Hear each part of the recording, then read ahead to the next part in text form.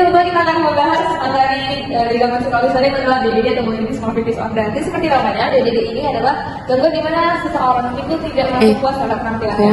Ada 3 gejala menurut DSM atau 3 kriteria untuk menegakkan diagnosis DBD ini. Yang pertama adalah keasikan atau terlalu fokus terhadap satu atau lebih cacat yang tidak terlihat atau yang terlihat sepele bagi orang lain. Dulu masih botak kayak kalau dari jauh tuh nggak kelihatan cetarnya. Tapi tadi kamu bilang itu udah bagus. Kamu kan udah pakai pensel 6D. Ya sih, tapi kenapa ya? Yang kedua itu adanya pada titik tertentu melakukan aktivitas atau tindakan yang berulang seperti berkaca terus menerus, terus berdandan berlebihan, dan tindakan mental lain seperti membandingkan diri dengan orang lain guna merespon kekhawatiran terhadap penampilan. Dan yang terakhir itu adalah keasikan atau terlalu fokus terhadap penampilan itu menyebabkan penderitaan baik itu di bidang sosial, kerjaan, atau bidang fungsi penting lainnya. Jadi seperti itu ya teman-teman. Kayaknya aku perlu ke psikolog. Sekarang, apakah ada masalah? Nggak ada. Baik.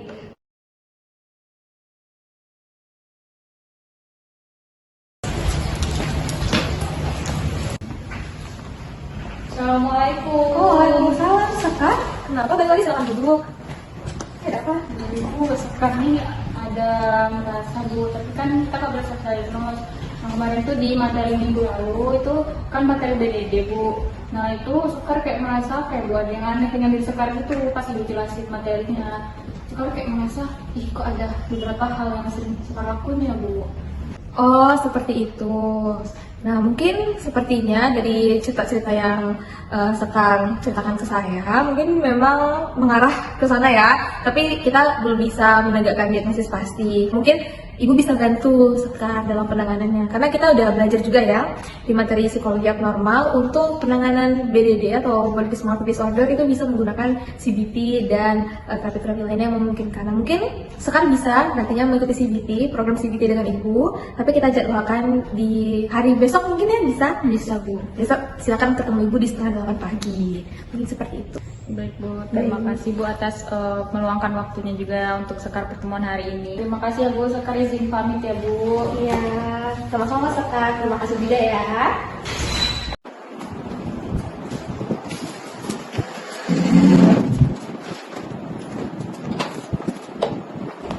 Hai, kamu nggak? Satu. Tapi kenapa ya kamu kok secara keseluruhan gitu kamu semprot tempat segala macam? Kan bukan ada di mana-mana. Ya, tapi kan sih. Ya, tapi mana ya? Ya, apa kan yang penting masih. Masuk. Nah baik, jadi pada minggu lalu kita sudah membahas terkait BDD. Dan sekarang kita akan membahas gangguan selanjutnya yaitu OCD. Nah mungkin teman-teman juga udah sering ya dengar-dengar tentang OCD itu gimana. Nah, Enggak gitu. kadang-kadang Bu, ini teman saya tuh dia ada kayak itu Bu, sempat supervisor bermana Bu, sampai dari saya semprot Bu. Itu gimana ya Bu? ya, apakah di kantor sekarang yang seperti itu atau kantor manusia waktu pikiran jangan langsung kaitas ya. Mungkin boleh nanti sekarang waktunya, dan kalau dengan ibu setelah kelas ya. Oke baik, makasih. Saya terima kasihnya. Assalamualaikum. Kenapa? Enggak, kamu tuh lihat ya, misalnya di kelasku nggak boleh gitu.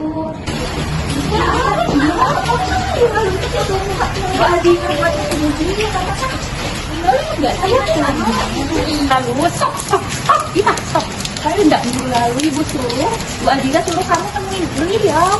Tapi aku nggak sakit, aku memang nggak sakit. Tapi lihat di kamu masih aja semprot ini gimana? Karena di sini tuh cuma aku nggak ada loh, itu cuma di pikiran kamu aja. Ada. Udah. Kita temuin Bu Adila sekarang ya. Ayo. Misi Ibu. Oh iya, Sekar Ibu silakan duduk. Apa? Ibu itu jadi setelah ada bawa teman Sekar yang minggu lalu ketemuan dari OCD Bu. Jadi sebenarnya kami nggak terdiagnos, tapi Sekar merasa nyusul lihat Bu dia sempat kemana-mana gitu Bu, sampai badan dan waktu sempat. Jadi seperti itu. Baik, terima kasih ya Sekar dari ada temannya. Mungkin Sekar boleh beri waktu Ibu sampai ke dulu untuk makan nasi. Tapi kamu sambil duduk kita ya. Baik sekali, pamit dulu. Makasih Iya, harus tidak Sekar. Baik, Ika. Jadi gimana menurut Ika? Apakah yang dibilang Sekar itu benar? Tapi kan saya lakukannya karena di sekitar situ banyak teman-teman yang semuanya tuh kotor. Jadi saya harus semprot ini setiap hari. saya harus menyiapkan berkali-kali karena kotor Bu. Dan jika saya harus berkali-kali itu membuat saya kayak harus menunggu berkali-kali, saya akan tenang, saya akan mikir aja. Kalau enggak, saya terganggu banget dengan saya kotor. Sebenarnya bisa mengapresiasi ya, Ivan setelah menyadari keadaan Iva seperti apa. Dan seperti yang sudah ditekankan juga, kita tidak boleh melakukan self-diagnose. Dan mungkin kalau Iva merasa kebiasaan-kebiasaan sudah mengganggu Iva, mungkin Ibu bisa rekomendasikan Iva ke kenalan Ibu yang memang bidangnya di psikolog klinis. sih kenalan ibu bisa Terima kasih. Semoga Iva dapat melakukan saran yang Ibu berikan ya. Karena untuk gangguan OCD, itu kan seperti sudah kita pelajari, bisa diberikan CBT atau terapi-terapi lainnya. Terima kasih. Ya, baik banget.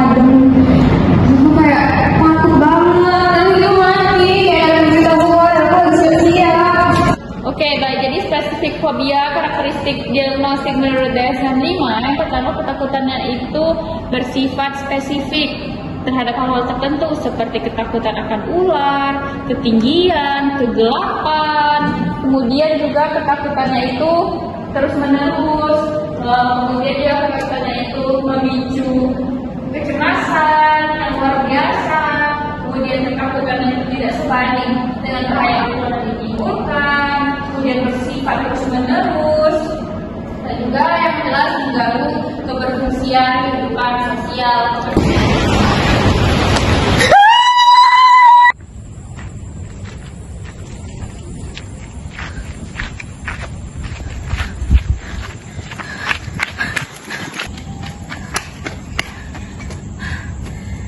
Kayaknya aku mirip ya dengan gejala yang di sana.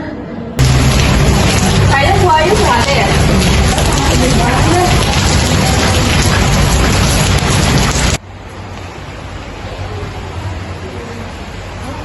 Assalamualaikum ibu. Waalaikumsalam. Iya nih, kenapa nih? Ibu kayaknya lagi ada mau Sana ada jualan dulu. Oh iya terima kasih ibu. Ada apa ya nih? Jadi bu, Ya kamu udah bagus, kamu nggak self diagnose, terus juga kamu punya kesadaran untuk nemuin ibu. Nah, mungkin untuk langkah selanjutnya, kamu mau nggak kita buatkan sesi terapi? Untuk sesi terapinya ini mungkin nanti ibu akan jadwalkan dulu untuk pertemuan pertamanya mungkin sekitar 2 hari lagi. Apa kamu bisa di jam 10.30? bisa ibu. Oke, di jam segitu jam ibu kosong. Mungkin nanti kita melakukan pertemuan pertama, kita melakukan asesmen untuk bisa intervensi berikutnya. Apakah kamu mau, Lenia? Mau ibu. Oke. Makasih banyak ya Ibu atas waktunya tadi pamit Bu. Nah, jadi teman-teman tidak perlu merasa malu atau takut ya ketika merasakan hal-hal yang tidak nyaman dan mungkin berbeda daripada orang-orang umumnya. Yang penting ketika ada ketidaknyamanan, teman-teman langsung saja segera menghubungi bantuan terdekat, baik itu ke teman, keluarga, atau ke ahli profesional. Dan yang paling penting adalah jangan pernah melakukan self-diagnose ya. Jangan dengarkan perkataan negatif orang lain dan stay positive thinking. Dan jangan lupa ke psikolog. Bye-bye!